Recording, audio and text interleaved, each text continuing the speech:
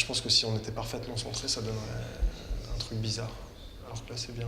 Ouais, non, c'est bien. Il fallait déjà sur la gauche, déjà l'ombrage un peu merdé. Ok. Bon, les deux pistes. Ouais.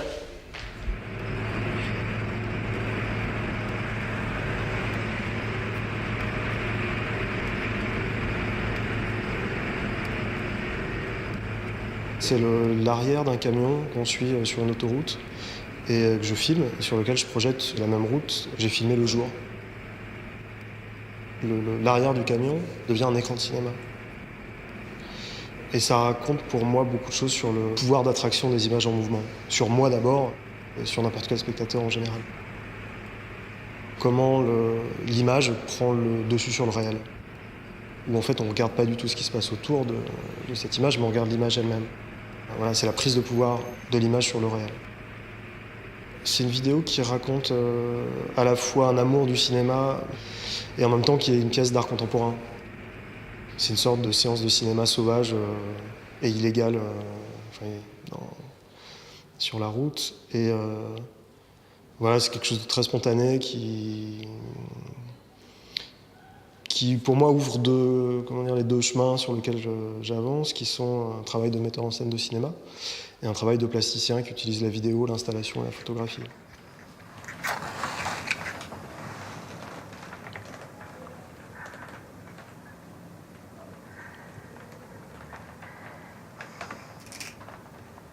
La différence entre une fiction et un documentaire, c'est que dans une fiction, les personnes qui apparaissent devant la caméra ont un contrat et sont payées, et dans un documentaire, ne le sont pas.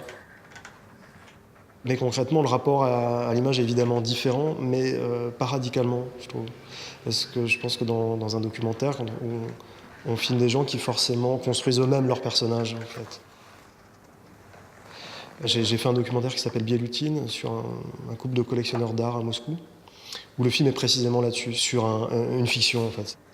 C'est des personnages qui mentent à la caméra pendant 30 minutes. C'est-à-dire que presque 80% de ce qui est raconté dans le film est faux. C'est-à-dire que c'est à la fois un poème, une manipulation, de la dissimulation et quelque chose de très romanesque. Voilà, c'est un mensonge dans ce qu'il a de plus pervers et beau. Мне было так ужасно обидно, что Земля такая маленькая. Когда они до Луны долетели, она такая маленькая. Вы прям его портрет писали, его прям? Да, я сделал рисунок, он был у нас в Звездном городке. А он мне написал, у меня мастерское, я вам покажу, если найду, конечно, потому что там был ремонт, Элия Велютера Армстронг. Селиван? Да.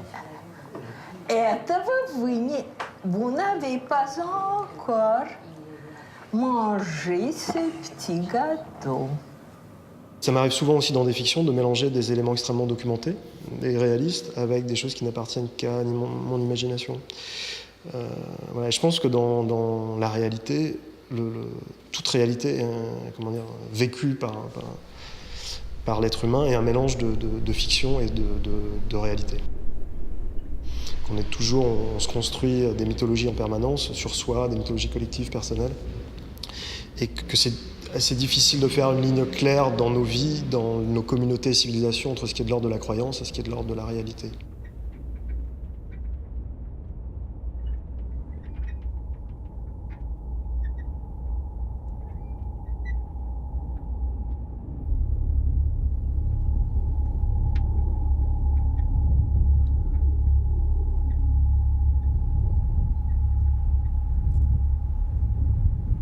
De frontières, je n'en ai vu aucune.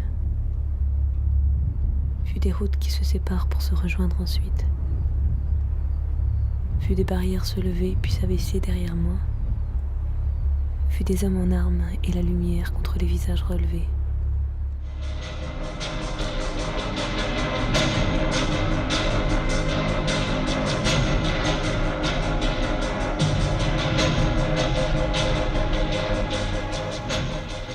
Une bonne partie de mon travail, c'est raconter le sacré ou l'invisible. Et il y a pour moi dans ces scènes-là, dans ces plans, quelque chose d'ordre liturgique en fait. Tous les individus sont tournés vers le même objet, et ils sont ensemble et seuls à la fois, quoi.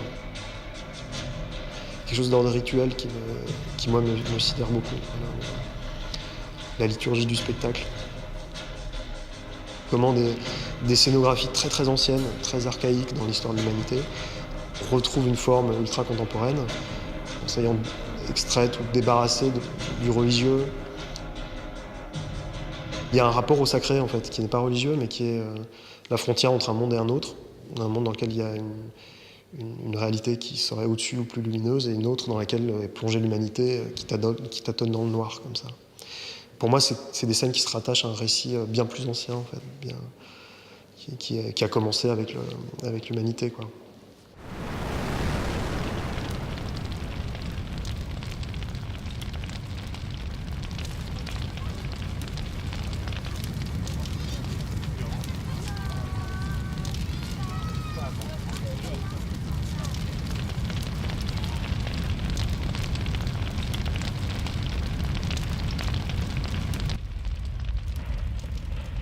Ce que j'essaie de faire, c'est de ne pas rester dans une manière de produire, de penser, de diffuser les images. Que ce soit celle du cinéma, de l'art contemporain, du documentaire, c'est-à-dire de remettre en question ma manière de produire. C'est-à-dire qu'il y a des films que je fais, des vidéos que je fais sans tourner d'images, c'est-à-dire que c'est que des images trouvées, où j'ai peut-être tourné 1 ou 2 plans, mais sinon c'est un film de pur montage. D'autres où je fais un film entier d'1h40 avec une équipe de 50 personnes et qui est diffusé, qui sort en salle, ou des vidéos que je tourne entièrement tout seul avec une toute petite caméra. C'est-à-dire d'essayer de traverser plusieurs registres d'images pour enrichir les histoires que je raconte.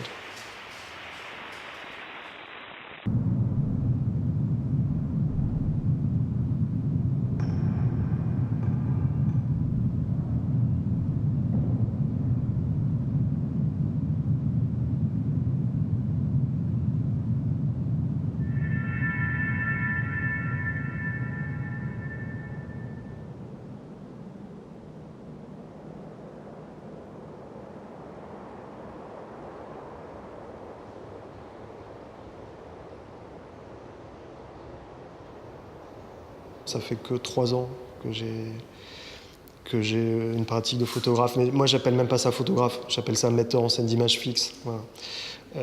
C'est que j'ai pas l'impression de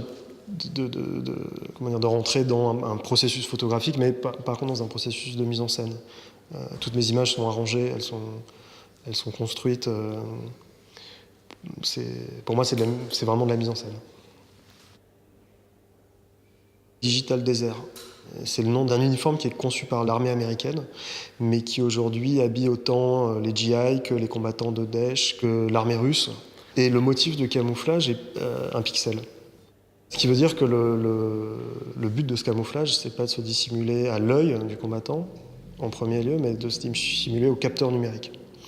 Du drone, de la caméra de surveillance, de la caméra infrarouge. Et en fait, le motif du camouflage, il brouille le capteur. C'est-à-dire que le capteur ne fait plus trop la différence entre son bruit numérique et le bruit numérique qui est généré par le camouflage. Du coup, celle-là, on peut la décaler ici, mettre un diptyque là et un diptyque là.